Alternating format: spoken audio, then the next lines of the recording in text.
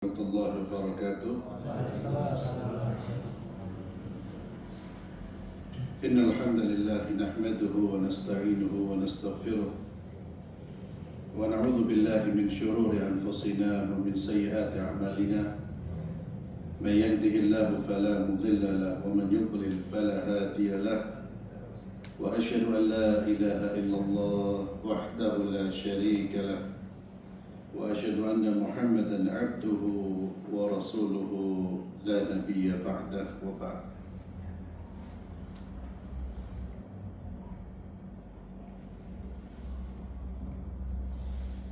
باب لا يسمي الرجل أباه ولا يجلس قبله ولا يمشي أمامه. Bab ini menjelaskan tentang adab seorang anak kepada ayahnya, orang tuanya, tidak memanggil dengan namanya dan tidak duduk sebelum orang tuanya duduk dan tidak berjalan di depan orang tuanya.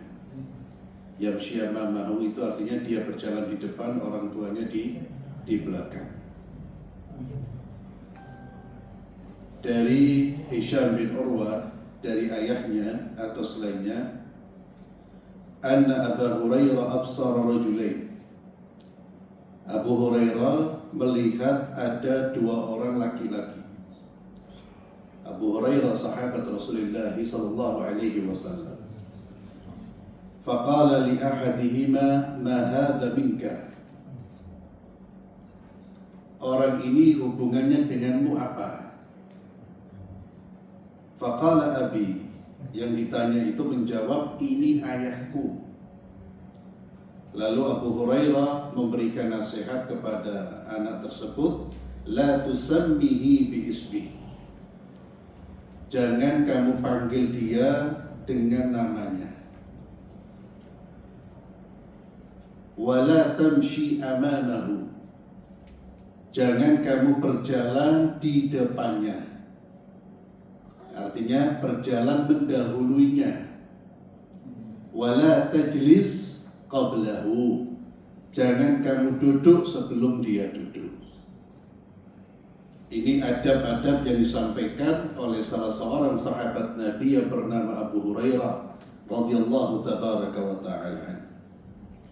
Dan semua adab-adab ini terkait dengan adab-adab anak terhadap orang tuanya, sekalipun adab ini dalam konteks anak dengan ayah, tapi termasuk di dalamnya ibu. Bahkan ibu lebih besar haknya daripada seorang ayah. Ini salah satu adab yang perlu kita wujudkan, kita terapkan, dan kita ajarkan. Kalau di dalam rumah atau di satu tempat sama-sama berdiri, maka jangan kita duduk sebelum orang tua kita duduk. Kalau kita berjalan bersama-sama, jangan mendahului orang tua, tapi berjalanlah di belakangnya, kecuali kalau orang tua sudah mengizinkan, termasuk tidak memanggil mereka dengan nama mereka secara langsung, tapi memanggil dengan panggilan ayah, ibu, aba, dan seterusnya. Kemudian babun hal yakni abahu, apakah seorang anak memberi kunya ayahnya atau memanggil dengan kunya. Tadi kan dilarang memanggil dengan nama langsung. Apakah boleh memanggil dengan kunya? Kunya itu nama panggilan. Jika laki-laki biasanya didahului dengan Abu Fulan, perempuan Ummu Fulan, itu kunya. Dan kunya ini tradisi yang dilestarikan di dalam Islam, tradisi yang dianggap baik dan menjadi identitas orang Islam sejak zaman Nabi hingga hari ini. Artinya identitas itu apa? Ya ini hanya terdapat pada masyarakat muslim. Abu Fulan, Ummu Fulan. Panggilan-panggilan itu dimulai dengan Abu Fulan atau Ummu Fulan. Ini yang disebut dengan kunyah. Dan dianjurkan setiap orang memiliki kunyah. Rasulullah SAW memiliki kunyah, nama panggilan. Apa panggilan atau kunyah Nabi Muhammad SAW? Abul Qasim. Abu Bakar itu kunyah, Abu Hurairah kunyah, Abu Hafs kunyahnya Umar bin Khattab, dan seterusnya. Maka kalau kita membaca biografi para sahabat, mulai dari Nabi hingga ulama-ulama ahli sunnah wal jamaah, kita selalu mendapatkan dua nama. Nama aslinya dan nama kunyah. Baik laki-laki maupun perempuan. Dan ini nama panggilan yang lebih baik, lebih dekat dengan ajaran Islam daripada nama panggilan-panggilan yang justru terkadang berbau barat. Ya. Saudara kita namanya Muhammad dipanggil Jack umpamanya, atau ya, daripada Jack dipanggil Aba Fulan, itu lebih baik. Atau dipanggil apa lagi lah, panggilan-panggilan yang ya tidak berbau Islam. Jadi ini kunyah namanya. Apakah boleh memanggil orang tua kita dengan kunyahnya? Ini yang dimaksud. Dari Ubaidillah bin Mawhib, dari Syahr bin Hausyab, beliau berkata, kharajna ma'a Ibni Umar. Kami keluar bersama dengan Ibnu Umar. Ibnu Umar nama aslinya siapa? Abdullah bin Umar, putra dari Umar bin Khattab. Faqala lahu Salim, as-salatu ya Aba Abdurrahman. Salim anaknya Abdullah bin Umar, berarti cucunya siapa? Umar bin Khattab. Mengingatkan ayahnya, as-salat, sudah datang waktu salat, wahai Abu Abdurrahman. Siapa Abu Abdurrahman? Ya bapaknya, ayahnya. Artinya boleh memanggil ayah kita dengan kunyahnya. Kalau namanya Abu Abdurrahman, ya Abu Abdurrahman. Itu tidak menyelisihi adab yang baik terhadap orang tua, yang tidak boleh memanggil nama aslinya langsung. Maka Abdullah bin Umar Salim memanggil ayahnya dengan panggilan ya Aba Abdurrahman. As-salat ya Aba Abdurrahman. Sudah datang waktu salat, wahai Abu Abdurrahman. Kemudian dari Abu Abdullah yakni Al-Bukhari, nah, ini kunyahnya Imam Bukhari siapa? Abu Abdullah. Abu Abdullah kunyah dari Imam Bukhari. Nama aslinya siapa? Imam Bukhari nama aslinya siapa? Muhammad. Ya bukan. Nama aslinya siapa? Muhammad. Muhammad bin Ismail. Ya. Dipanggil Al-Bukhari. Bukhari itu nama daerah Bukhara. Ya, nama daerah Bukhara. Nama panggilan beliau Abu Abdullah. Haddatsana ashabuna an Waqi' an Sufyan an Abdullah bin Dinar dari Abdullah bin Umar. Beliau berkata, lakin Abu Hafsin Umar qada.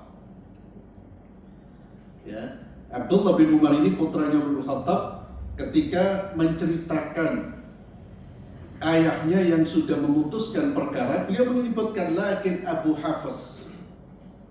Abu Hafs itu kunyahnya ayahnya. Kunyahnya siapa? Umar bin Khattab. Akan tetapi Abu Hafs Umar sudah memutuskan.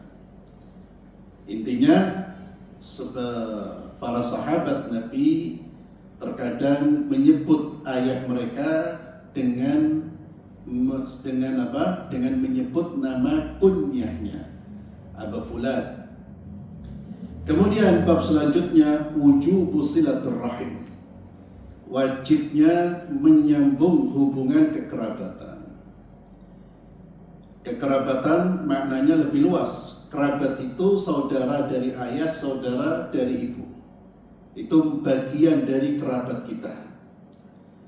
Semua yang terhubung dengan ayah kita, yang terhubung dengan ibu kita, itu masuk dalam kategori kerabat.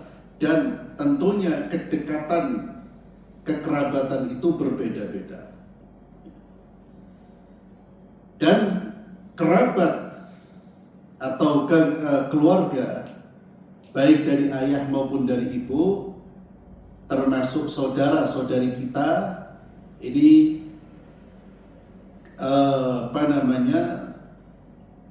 kerabat itu harus dijaga hubungannya. Dan kita akan baca, karena salah satu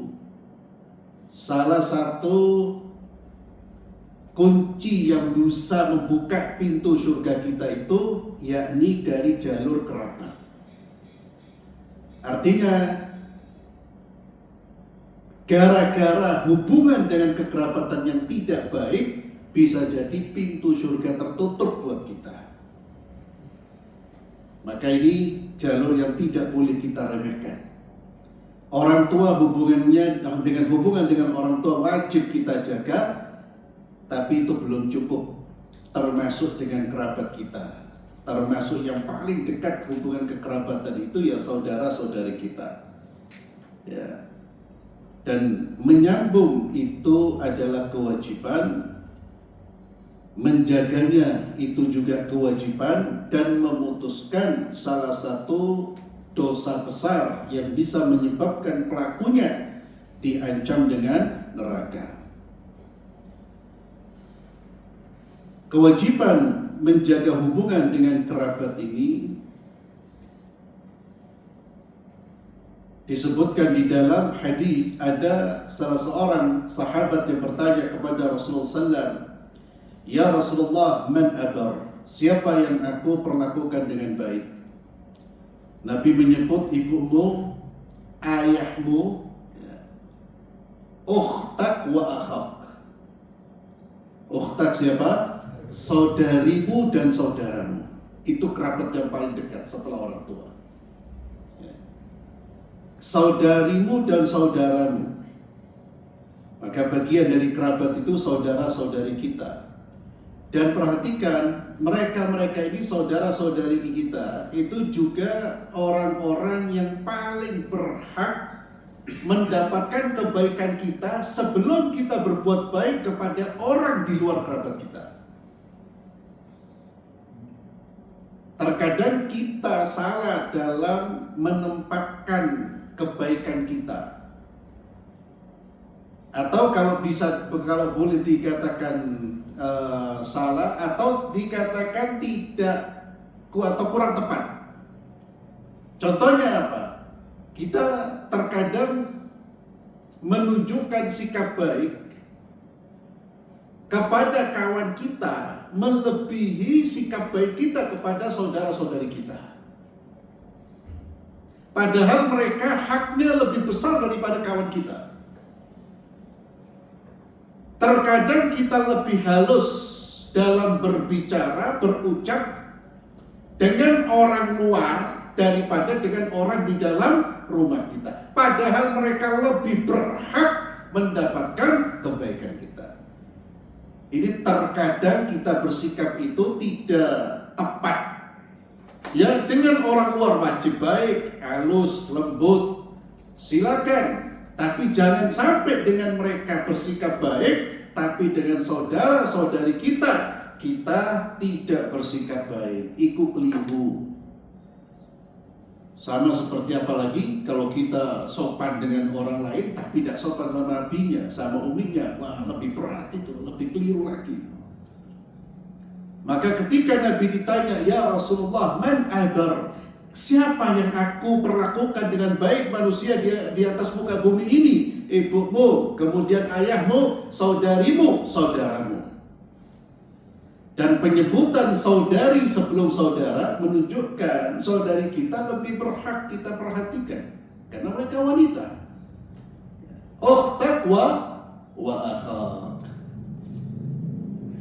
naudzubillah, ikhwani fillah, kita lihat sekarang banyak yang pecah hubungan kekerabatan. Ya.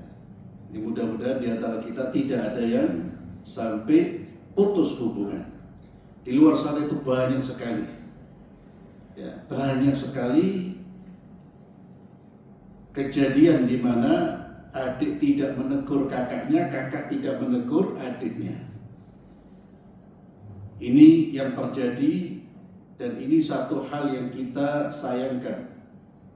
Dan sekali lagi, wujub silaturrahim, wujub, ya, menjaga hubungan itu bukan perkara anjuran, bukan pilihan, tapi kewajiban. Wa maulaka alladhi yalidzak haqqun wajibun wa rahimun mausulatun, kata Nabi sallallahu alaihi wasallam. Wa maulak, dan kerabatmu setelah mereka, yakni setelah ayah, adikmu, kakak, saudarimu, saudaramu, dan kerabat-kerabatmu, kata Nabi. Maulak itu kerabat di sini. Qaribuka yalidzak, semuanya kata Nabi hakun wajib, ya Allah. Mereka berhak mendapatkan kebaikanmu dan hak ini wajib kamu tunaikan. Hakun wajib, hak ini wajib kamu tunaikan. Wa rahimun mausulatun, dan itu semua rahim yang harus disambung. Ini pesan baginda Muhammad sallallahu alaihi wasallam. Oleh karena itu, ikhwani fillah, jauhilah perkara-perkara yang bisa merusak hubungan kekerabatan. Sikap-sikap buruk kepada kerabat, perilaku-perilaku tidak baik, dan faktor yang banyak menyebabkan terputusnya hubungan kekerabatan itu adalah warisan. Ya, warisan. Kita sendiri beberapa kali diminta menjadi penengah dalam urusan warisan yang sampai menimbulkan permusuhan. Ya. Maka ikhwani fillah, ini saya sampaikan agar kita hati-hati. Yang masih hidup ini, anak-anaknya terus diingatkan, nah ojo tukaran gara-gara warisan, terutama yang duit-duit. Lek bapak tidak duit-duit itu insya Allah dalam tukaran. Tak tukar. Tapi lek bapak duit-duit akeh, rumah, toko, waduh, itu alamat. Ya. Alamat. Ya. Bahkan ikhwani fillah, wallahi, yang bertengkar ini bahkan bukan orang-orang yang tidak ngerti agama. Bukan orang-orang yang tidak ngerti agama. Sebagian ngerti din, dan adem ayam sebelum orang tuanya meninggal, fitnah.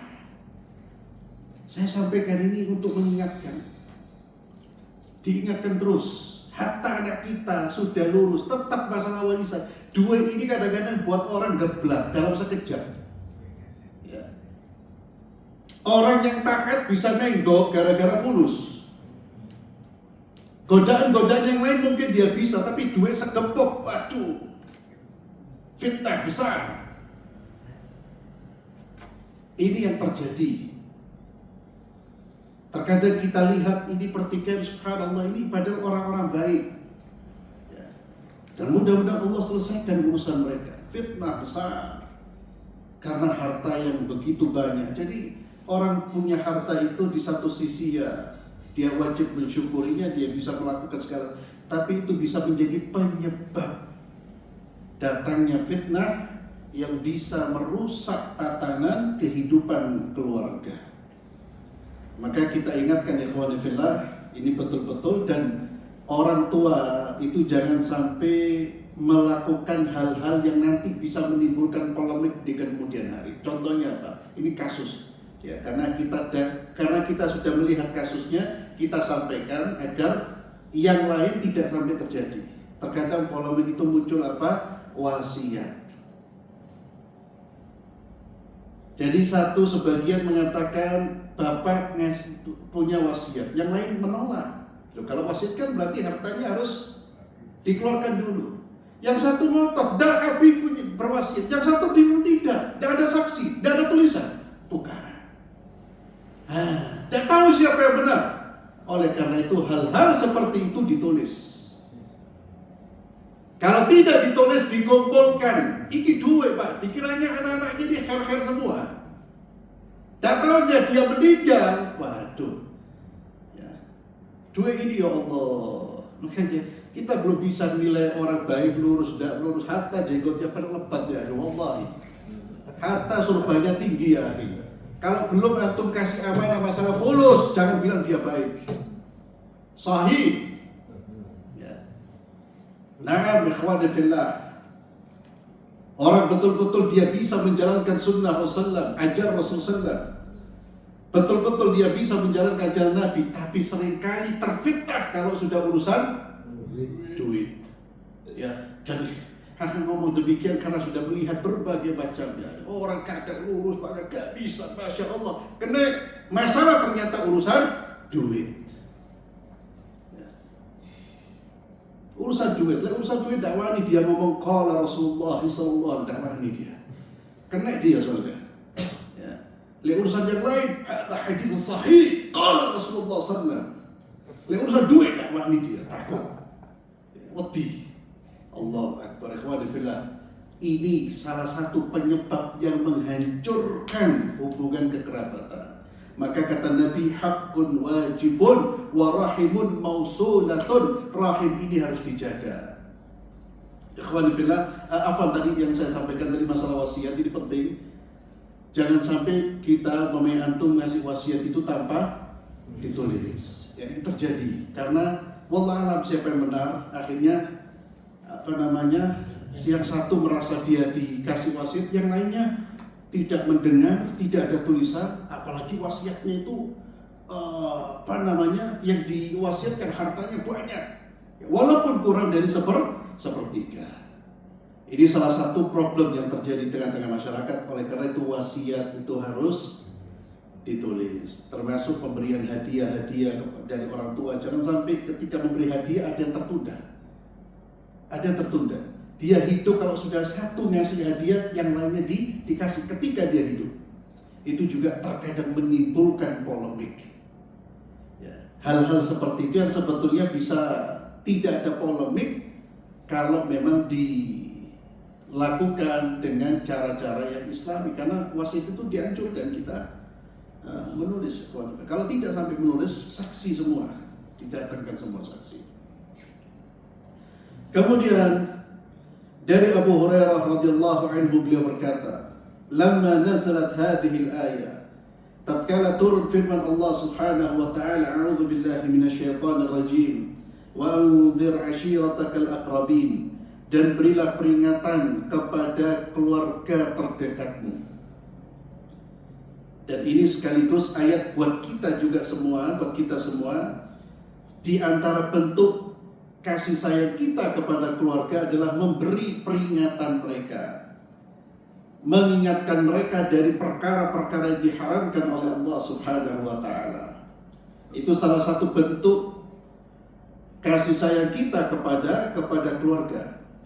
Dan dakwah yang pertama kali adalah dakwah kepada keluarga terlebih dahulu.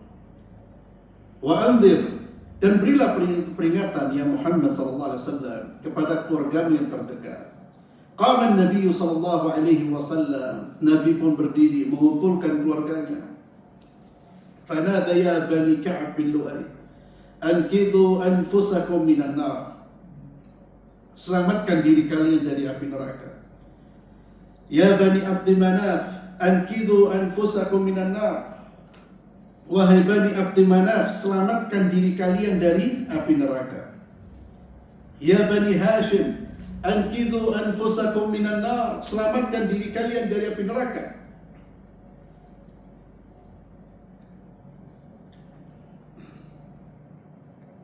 Ya Bani Abdul Muttalib, anqidhu anfusakum minan nar.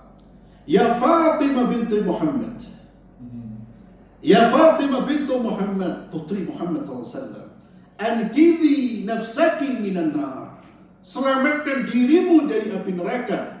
Fa inni la amliku laki minallahi syai'a, saya tidak punya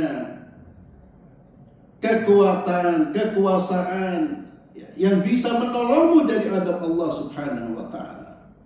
Kalau Allah sudah memutuskan kamu di neraka dan tidak mengizinkan aku untuk menyelamatkanmu, maka saya tidak punya kuasa apapun untuk bisa menyelamatkanmu.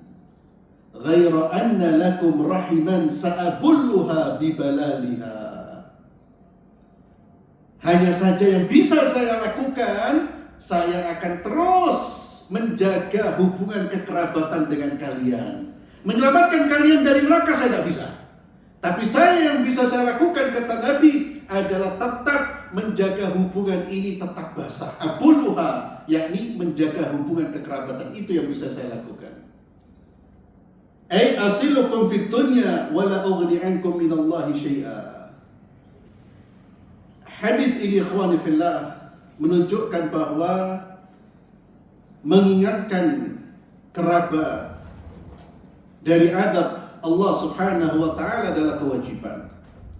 Dan hadis ini juga menunjukkan bahwa kekerabatan itu tidak boleh terputus karena beda agama.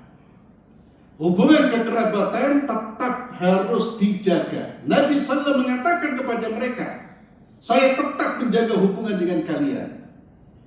Itu yang bisa saya lakukan. Tapi di akhirat saya tidak bisa menolong kalian sekalipun kalian kerabat saya. Maka hadis ini juga menunjukkan bahwa kerabat-kerabat atau kerabat kita yang kafir itu tetap dijaga hubungannya dengan mereka. Dan hadis ini menjelaskan sebagaimana di sini disebutkan, raddul aqidah al-fasidah allati sya'at bainal jahala wal mubtadi'in, anna ar-rasul sallallahu alaihi wasallam yakunu syafi'an wa khairu wasila 'inda Allah ta'ala. Wa bihadhihi al-wasila nadkhulul jannah wa la nahtaj ila al-a'mal wal ibadat. Di dalam hadis ini ada bantahan terhadap mereka-mereka yang punya keyakinan yang rusak, yang tersebar di kalangan orang-orang jahil dan mubtadi'in, bahwasanya Rasulullah sallallahu alaihi wasallam itu akan memberi syafaat dan akan menjadi wasilah bagi mereka yang bisa memasukkan ke dalam surga tanpa amal dan ibadah. Nabi sallallahu alaihi wasallam betul akan diberi wewenang untuk memberi syafaat, namun dengan izin dari Allah. Syafaat itu satu, harus mendapatkan izin dari Allah. Izin kepada siapa? Kepada yang memberi syafaat, dan izin dari Allah kepada yang diberi syafaat. Intinya tetap semuanya kembali kepada siapa? Allah Subhanahu wa ta'ala. Maka tidak boleh seseorang memanggil Rasulullah, berdoa kepada Rasulullah, meminta syafaat. Bukan haknya beliau, haknya Allah Subhanahu wa ta'ala. Dan hadis ini ikhwani fillah menunjukkan bahwa yang menyelamatkan manusia yang paling mendasar itu iman. Iman, bukan hubungan kekerabatan. Iman itulah yang memberikan manfaat ketika di hari kiamat. Seseorang yang tidak beriman, sekalipun dia putrinya Nabi, tidak akan ditolong oleh Nabi, tidak akan ditolong oleh Allah Subhanahu wa ta'ala. Iman itu modal paling mendasar, modal utama itu. Makanya Abu Talib tidak bisa diselamatkan oleh baginda Muhammad SAW, hanya diringankan siksanya. Demikian pula hadis ini menunjukkan bahwa keselamatan seseorang itu bukan terletak pada Rasulullah SAW di hari kiamat, tapi terletak pada dirinya, amal solehnya. Nah, sekali lagi ini tidak menafikan Nabi memberi syafaat, itu adalah akidah Ahlussunnah wal Jamaah. Tapi syafaatnya Nabi didapatkan oleh orang yang juga mendapatkan izin dari siapa? Allah Subhanahu wa Ta'ala. Jadi syafaat itu diperoleh dengan izin dari Allah kepada yang memberi syafaat dan kepada yang diberi syafaat. Di masyarakat kita, sebagian berdoa kepada Rasulullah Sallallahu Alaihi Wasallam karena mereka mengira bahwa Nabi lah yang punya wewenang, atau mereka mengira bahwa doa kepada Nabi itu bukanlah kesyirikan, padahal itu termasuk kesyirikan. Kenapa? Karena memalingkan ibadah kepada selain Allah. Ya. Kita mendengar, bahkan saya pernah mendengar ketika naik mobil, ketika naik taksi online itu, ya sopirnya karena dilihat kita ini wajah-wajah Islami, terus disetel lagu salawatan. Ya. Di situ ada lagu apa?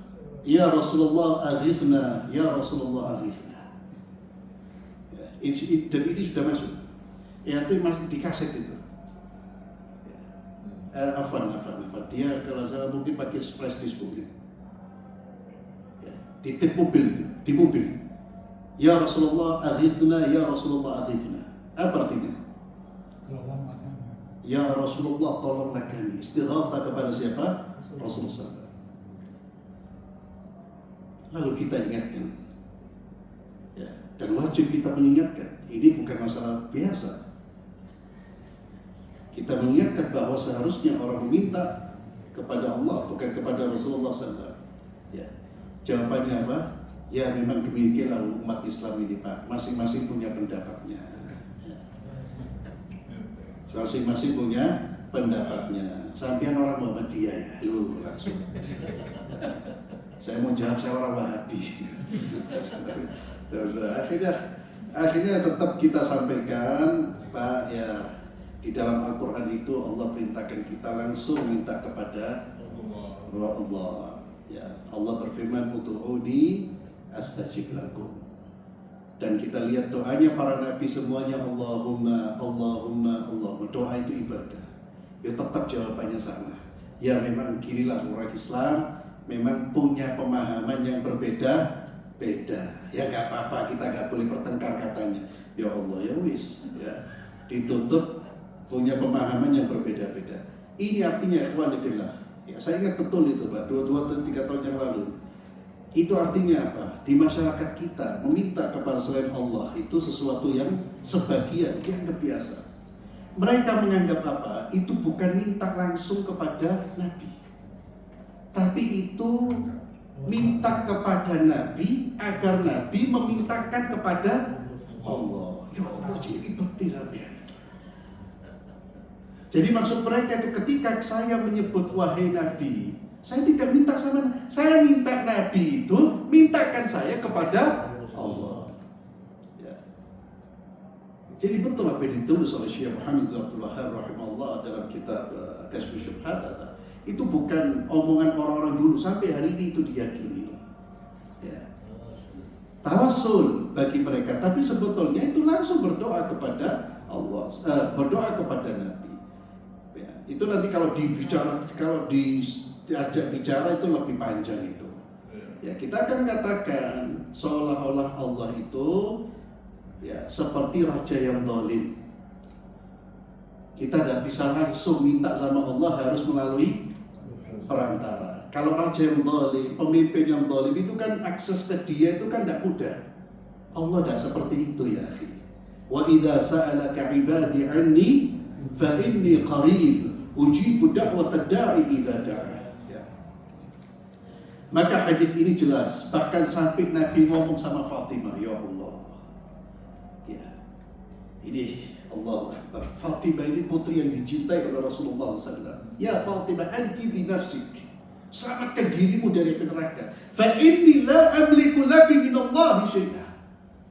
Loh kalau itu ucapannya Nabi kepada Fatimah, lah orang yang jauh nasabnya dari Nabi merasa pasti diselamatkan oleh Nabi, terlalu pede. Ini ucapannya Nabi kepada siapa? Fatimah. La amliku laki minallahi syai'a. Saya tidak punya. Saya tidak bisa membelamu kalau Allah sudah putuskan. Saya bisa saya. Allahu Akbar. Dan kalau kita bicara tentang masalah ya tawassul syafaat, ya banyak pemahaman-pemahaman yang keliru. Sampai-sampai diajarkan di sebagian masyarakat kita, bergurulah dengan si fulan, kenalilah si fulan, nanti si fulan ini rohnya akan datang ke alam barzakh membela ente dari pertanyaan malaikat maut. Allahu Akbar. Wallahi ini terucap ya ikhwan, ini bukan guyonan, ini terucap dan diajarkan. Ya, untuk bisa lihat. Ini artinya kita harus betul-betul menanamkan akidah yang benar. Ya, sampai ada yang mengatakan demi Allah, kalian tidak akan bisa sampai kepada Allah kecuali melalui kita. Allah Akbar.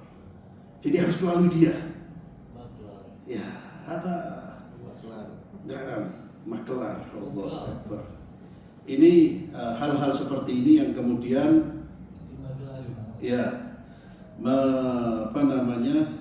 mengharuskan kita untuk betul-betul mengajarkan akidah yang benar, ilmu yang benar kepada keluarga kita. Dan antum jangan merasa aman ya akhi.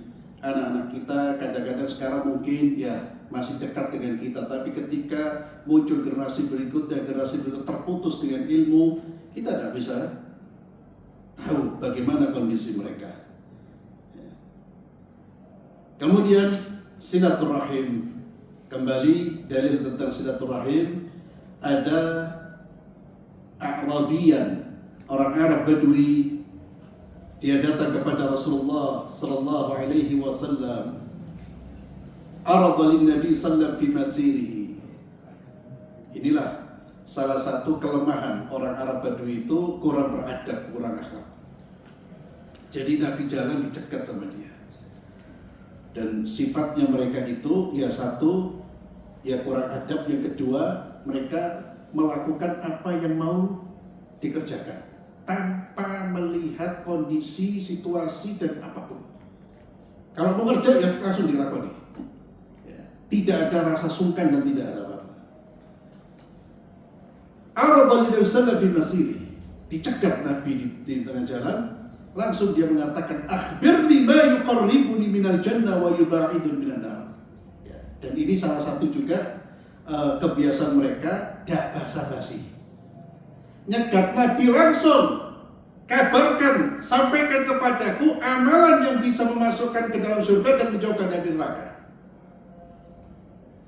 Nabi sallallahu bersabda, ta'budullah wa la tusyriku bihi syai'an. Kau beribadah hanya kepada Allah, jangan kau sekutukan Allah dengan siapapun. Wa tuqimus shalah, engkau tegakkan salat. Wa tu'tiyaz zakat, engkau tunaikan zakat. Wa tasilur rahim, dan engkau sambung tali kekerabatan. Ini amalan yang memasukkan kita ke dalam surga dan menjauhkan kita dari api neraka. Nabi menyebutkan satu tauhid, ibadah hanya kepada Allah. Kemudian salat, kemudian zakat, hubungan kita dengan manusia, hubungan sosial kita, dan silaturahim, hubungan dengan keluarga. Semuanya ini harus terpenuhi, ikhwani fillah, kalau kita ingin selamat. Tauhidullah, salat, zakat, dan silaturahim. Engkau jaga hubungan dengan kerabatmu. Hadis ini ikhwan, ini yang tadi saya sebutkan di awal, bahwa silaturahim ini bukan perkara anjuran, bukan masalah pinggiran, ya. Yang artinya kalau kita sudah sholat, puasa, zakat, lalu walaupun kita putus silaturahim kita aman, tidak. Ini masuk dalam unsur-unsur atau amalan-amalan utama yang bisa memasukkan orang ke dalam surga. Kita sampaikan ini agar kita tidak meremehkan masalah rahim ini, masalah kekerabatan ini. Ada orang merasa tenang padahal terputus hubungan kekerabatan. Wallah, apa yang membuat dia tenang? Padahal Nabi SAW bersabda, la yadkhulul jannah qati'. Tidak masuk surga orang yang memutuskan tali silaturahim. Kemudian dari Muawiyah ibn Abi Muzarrid, dari Sa'id bin Yasar, dari Abu Hurairah, bahwa Rasulullah sallallahu alaihi wasallam bersabda, khalaqallahu azza wa jalla al-khalqa falamma faragha minhu qamatir rahim.